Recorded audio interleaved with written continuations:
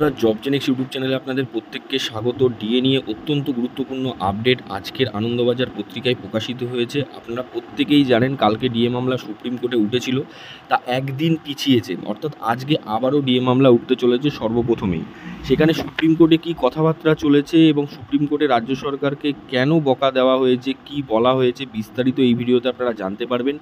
Supreme কোর্টের কড়া নির্দেশ ছিল 25% কেন মেটানো হয়নি, কি বলছে দেখুন।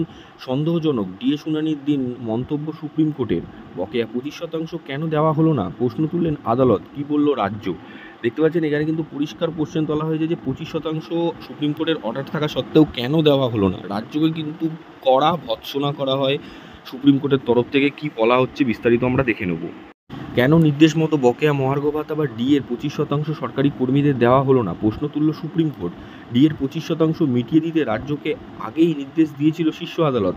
সপ্তাহ সময় দেওয়া হয়েছিল, কিন্তু ওই সময়সীমার মধ্যে রাজ্য টাকা দিতে পারেনি, বরং আদালতের কাছে আরও 6 মাসের সময় চাওয়া হয়। সোমবার সেই সংক্রান্ত শুনানিতে আদালত প্রশ্ন তোলে কেন সময়ে টাকা দেওয়া হলো না। রাজ্য সরকারের তরফে জানানো হয় আদালতের নির্দেশে তারা কার্যকর করতে চায়, কিন্তু সময় লাগবে, কারণ 25% বকেয়া ডিএ মেটাতে হলে প্রচুর অর্থের প্রয়োজন, সেই অর্থ জোগাড় করতে সময় লাগবে।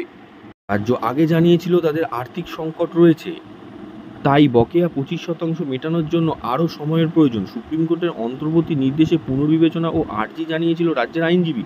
সুপ্রিম কোর্টের বিচারপতি সঞ্জয় কারোল ও বিচারপতি পি.কে. মিশ্রের বেঞ্চে সোমবার এই মামলাটি উঠেছিল। রাজ্য তরফ থেকে জানানো হয় আগামী সোমবার এই মামলার শুনানি হোক। অন্যান্য পক্ষ শুনানির জন্য সময় চায়। সরকারি কর্মীদের একাংশে আইনজীবী করুণা নন্দী বুধবার শুনানির পক্ষে সওয়াল করেন। এতেই সন্দেহ হয় আদালতের, কেন সব পক্ষ ডিএ মামলা শুনানির জন্য প্রস্তুত নয়। প্রশ্ন তোলেন বিচারপতি কারোল। রাজ্যের আইনজীবীর উদ্দেশ্যে তার বক্তব্য, আজ সন্দেহজনক দিন, এখনই আরও পুরো মামলা শুনানি করব, আপনি সত্তার শুরু করুন। এতে মামলার বিভিন্ন পক্ষে আপত্তি জানায়। বিচারপতি জানতে চান ডিএ মামলা শুনানির জন্য কোন পক্ষের কত সময় লাগবে। প্রয়োজনে কিছুটা সময় দিয়ে সোমবারই বেলা 12টা থেকে শুনানির ইচ্ছা প্রকাশ করেছিল তিনি, অর্থাৎ সেই দিনই কিন্তু ডিএ মামলা কালকেই কিন্তু নিষ্পত্তি করার চেষ্টা করেছিল সুপ্রিম কোর্ট। পরে বিচারপতি জানিয়ে দেন আর কাউকে কোনো সময় দেওয়া হবে না, মঙ্গলবারই এই মামলার শুনানি হবে। সব পক্ষের মঙ্গলবারের মধ্যে প্রস্তুত থাকতে হবে। গত 16ই মে রাজ্য সরকারি কর্মীদের বকেয়া ডি এর 25% মেটানোর নির্দেশ দিয়েছিল আদালত। রাজ্যের তরফে প্রবল আপত্তি জানিয়ে বলা হয়েছিল লক্ষ লক্ষ কর্মচারীদের বকেয়া 25% দিতে গেলে বিপুল পরিমাণ অর্থের প্রয়োজন। তো এখানে দেখতে পেলেন বন্ধুরা, কালকেই কিন্তু সুপ্রিম কোর্ট ডিএ মামলার সমাপ্তি করতে চেয়েছিল বা ডিএ মামলার পুরো শুনানির চেষ্টা করেছিল।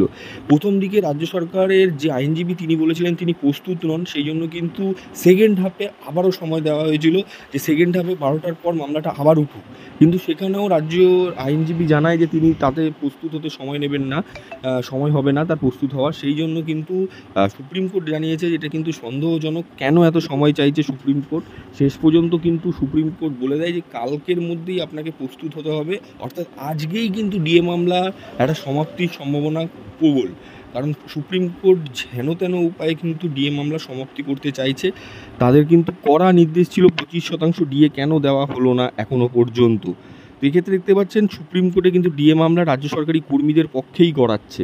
খুবই গুরুত্বপূর্ণ আপডেট ছিল, আপনাদের সাথে শেয়ার করলাম। রাজ্যের কিন্তু পরিস্থিতি খুবই শোচনীয়, আপনারা দেখতে পেলেন এই আপডেটে।